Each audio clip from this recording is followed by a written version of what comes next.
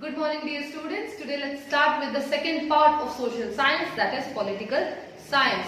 The first chapter of political science is meanings and importance of political science. First let's learn about the meaning of political science. Alright. When you hear the word political science, what comes in your mind? Politics, isn't it? Though you don't know the meaning of politics comes in your mind, right? Okay, we'll know what is the actual meaning of political science. Firstly, political science is a part of social science. It's a part of social science. As you know, in social you have different parts. As science you have different parts, that is biology, physics, chemistry, isn't it? So the same way you have different parts in social science. That may be history, geography, economics, sociology. The same way you have one part of social science that is called as political science. Okay, let's know more about political science. What is political science? What does it deal with? Political science deals with the political activities of a man. Political activities of a man. What is the meaning of political activities? Okay, for example, our country has a government, right? It works for the people. It works for the people. It rules the country, isn't it? Okay. So you have different governments like central government and state government. State government looks after the state. Central looks after the entire country. Okay. So there is a party ruling, isn't it? So we have different parties, maybe BJP or Congress. Who chooses this? Who chooses this government? Or who chooses this party? It's we the people, isn't it? So we choose whatever we expect. Okay, this party is going to give us good facilities. This party is going to, meet all the needs of the public. This party is going to be, develop our country. So we have different expectations. Then we choose a candidate who is supporting this particular party and we vote them. We vote them.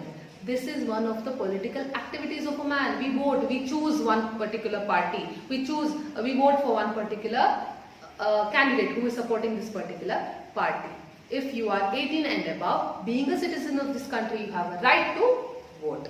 Okay, one political activity is voting. Okay, second, you've already chosen a party and it's already started ruling our government. Okay, then we'll start realizing, okay, this particular party is not giving us good facilities. This particular party is not, contributing a lot, not thinking about development of the country, hike in petrol prices, hike in gold rates, and the value of the currency is decreasing. So you will have different complaints regarding this party. We shouldn't have voted for this particular candidate. You will have different things coming in your mind. What is it called?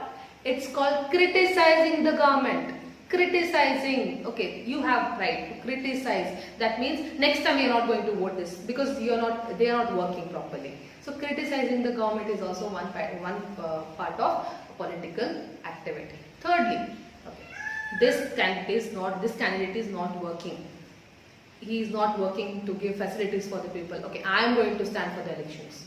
I am going to work. I am capable enough to work for the people. I will strive to give good facilities for the people. That means I am going to stand for the election. Standing for the election is also one part of political activities. So you know now political science deals with the political activities of a man. Now you know the meaning of political activities of a man.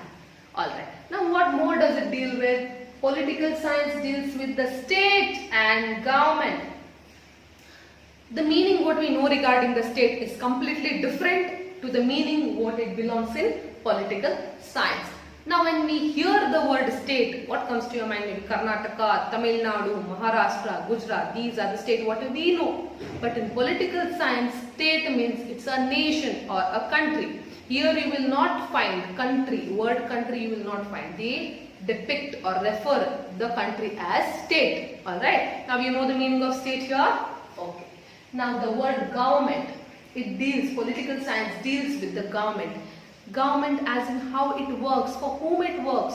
What are the function of the government? What are the organs of the government? Maybe it's legislative, executive, judiciary. How are these working? Understand? So all these things political science deals with. Now let's learn about the history of political science. Alright. History of political science. It was the Greeks who gave the independent status to the political science. Independent status to the political science was given by Greeks. The Greek philosophers Socrates and Plato were the political thinkers. In Kannada you call them Tattvajnani. Alright. Greek philosophers, that is Socrates and Plato, were the political thinkers. They had their own ideology. They went in deep regarding political science. And Socrates' student, that is disciple, was Plato. Plato was a student or disciple of Socrates. Alright, so Plato in his book called Republic for the first time referred regarding the nature and functions of state and government.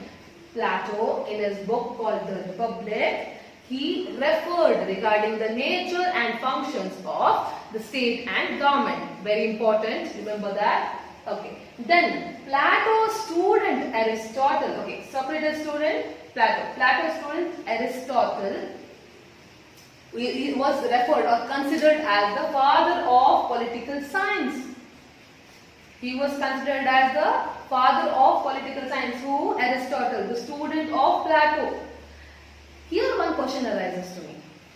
Being a student of Plato, Plato should have more ideas than Aristotle, isn't it? Isn't it? Okay, Socrates was the teacher of Plato. Plato was the teacher of Aristotle. Aristotle is just a student. Plato should have more ideas than Aristotle, isn't it? Why is Aristotle called the father of political science? Because Aristotle has contributed his valuable contributions to the welfare of the political science. You can find in the book called The Politics. And in this famous book, The Politics, Aristotle had discussed regarding the origin, development and functions of the state. Statements, as I had already told you, statements, it's about the country. So what did he mention, or what did he discuss in Aristotle discussed in his famous book called The Politics? He discussed about the origin, development and functions of the state. Then one more economist, that is Kautilya, in his work called Arthashastra. Though the work was of economics, subject was economics, in this book there you can find a lot of political principles which are present in this book written by Kautilya.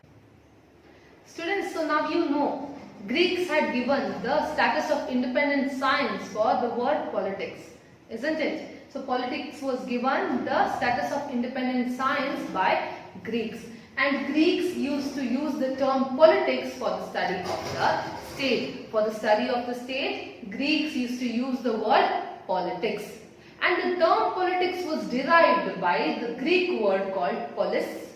Polis means city-state. Okay, so politics was the term derived by the Greek word called polis, and the meaning of polis is city-state.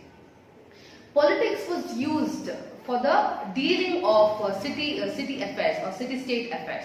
Okay, by them, by ancient Greeks. But the modern day scholars prefer to use the term political science for this study purpose. Students, now let's learn about the importance of political science. Why should we learn about political science? What is the need of it? Students, it's very essential for us to learn about political science, and our involvement into this is only going to lead to the development of our country. Without our involvement, we can't expect our country to get developed. Okay, so our involvement is needed. At the same time, we should have good knowledge regarding the political system and political science. Okay, and imagine you don't involve in this, you don't vote. After attaining the age of 18, when you have right to vote and you don't vote, what happens? By the way, why do you vote? When you vote for a candidate and when you vote for a party and a candidate, you expect something. You expect a good facility in your country. You expect your country to develop, isn't it? Because you have ideas regarding that particular candidate. This particular candidate is capable of working and giving us facilities. When you don't vote, what happens? Some unfit party or unfit candidate will be elected, and you can't expect any good facilities. So after attaining age of 18, you'll have a right to vote. It's your right, being a citizen of this country, to vote and elect a good candidate so that our country steps towards the development. Now let's learn why political science is very important for us to know about. Okay, understands the birth and growth. What do we? How does political science help us?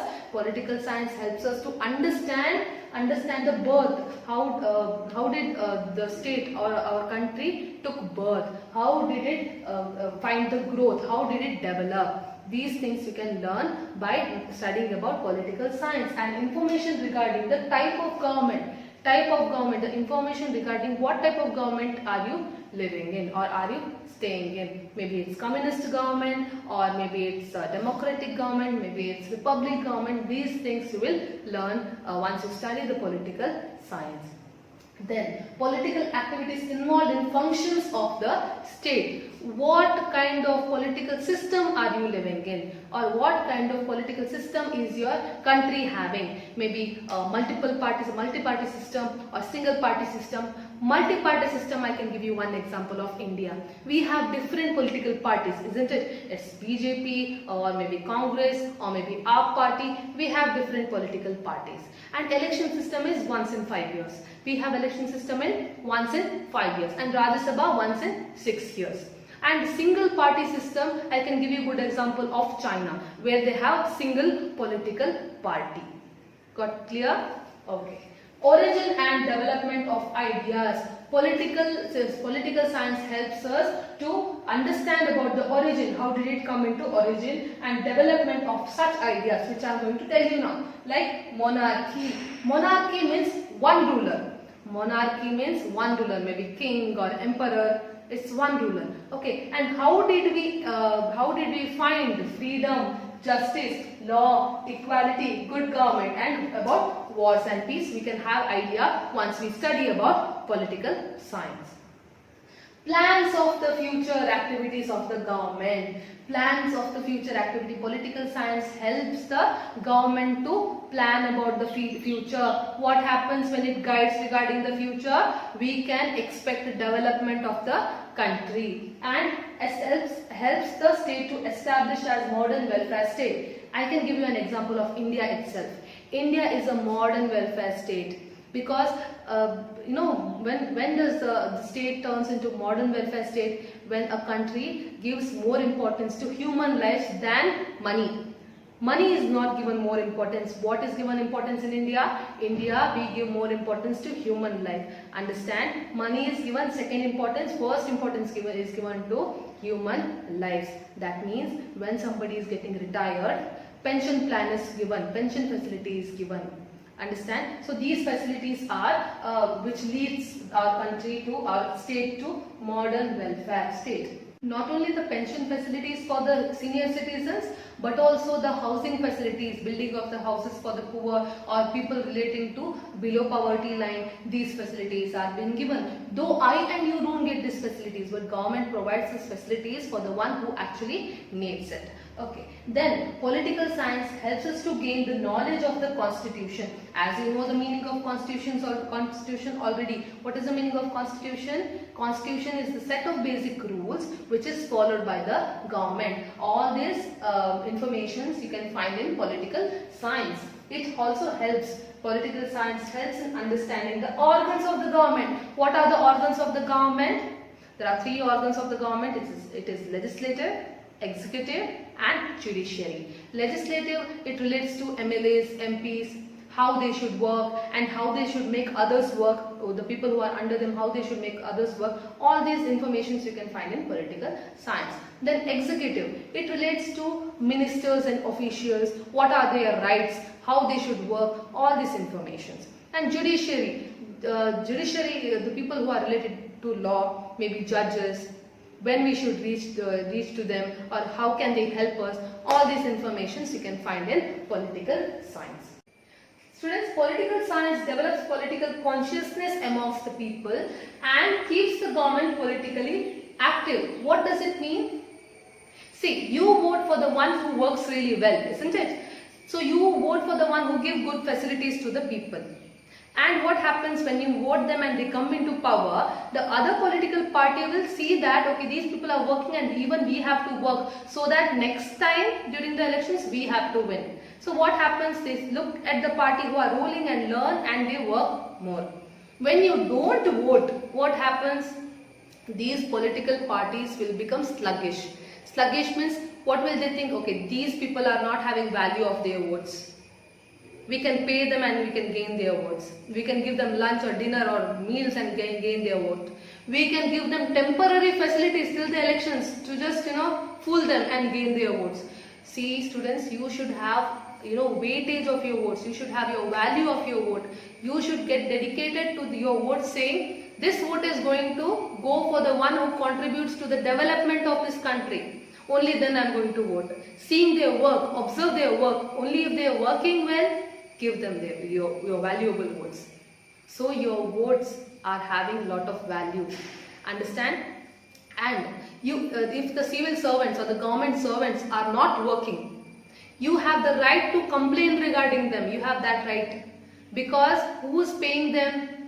Definitely the government is paying them, but whose money are they paying? It's our tax money. It's hard-earned tax money the government is paying to the government servants or the civil servants. So you have right to question them if they are not working well. Understand? Okay, let's go to the next point. Political science gives us knowledge, helps to raise good citizens. Political science helps us to understand what is right and wrong politically. Understand? Okay. Political science helps us to understand the importance of political institutions. Political institutions means it's political parties, maybe any parties, any number of parties. Okay, then even the local bodies like municipal elections, panchayat, grama panchayat, all these things, it helps us to understand the importance of it. Okay. Students, political science allows us or makes us knowledgeable regarding the international relationship. It helps us to gain knowledge regarding international relationships. International relations means the relations between the different countries. It may be India and Pakistan, it may be India and China. Recently there was kind of conflict in between India and China, isn't it? And Indian citizens were like, we want war against China. Chinese were like, we want war against India. But why didn't the war take place? Because the one who decide regarding all this were knowledgeable regarding political science. And political science doesn't allow any country to pose war for such silly reasons. And political science always contributes for the peaceful, progressive and a happy state. What does political science contribute? Political science contributes to the peaceful, progressive and a happy state and makes a citizen to be good, responsible, cultured and active.